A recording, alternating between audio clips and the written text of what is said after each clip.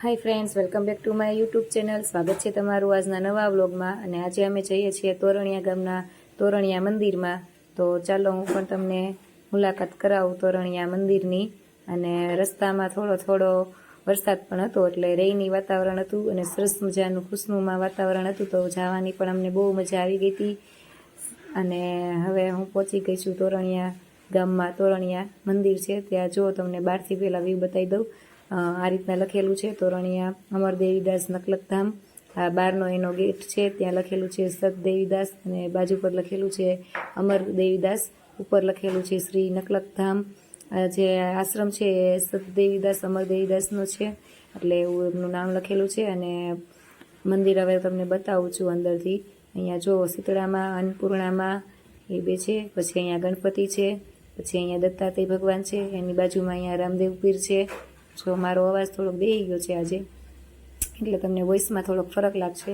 પછી અહીંયા હનુમાનજી છે, અને અહીંયા છે એમ આપણા મહાદેવ.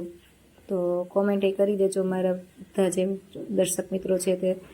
પછી અહીંયા ઉપર તમને ચિત્રકામ કરેલું છે એ બતાવું છું. જો મંદિરનો સરસ મજાનો વ્યૂ છે, તમે જોઈ શકો છો સ્ક્રીન પર.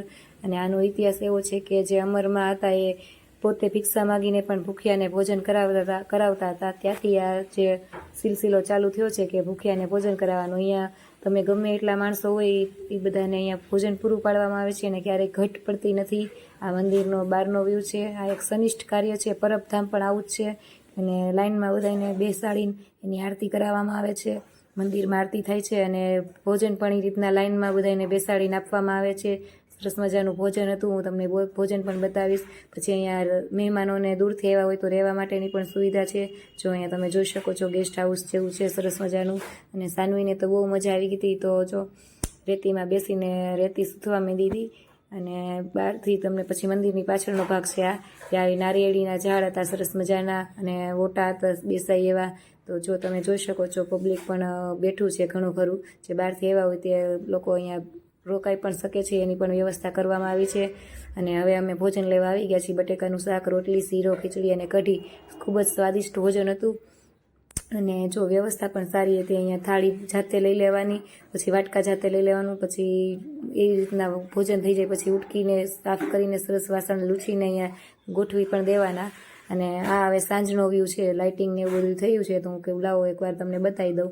જો આ સરસ મજાનું આવી રીતના છે. સાંજે પણ સરસ પવન આવતો હતો. મંદિરમાં પણ આ રીતના લાઇટિંગ સરસ મજાની થતી હતી. તો ચાલો મિત્રો, હવે મળીશું આપણે નવા બ્લોગમાં. તો મારી ચેનલ સબસ્ક્રાઈબ કરજો, મારા વિડીયો લાઇક કરજો, અને કોમેન્ટ જરૂરથી કરજો મારા વિડીયો કેવા લાગે છે. તો આવજો મિત્રો, ત્યાં સુધી.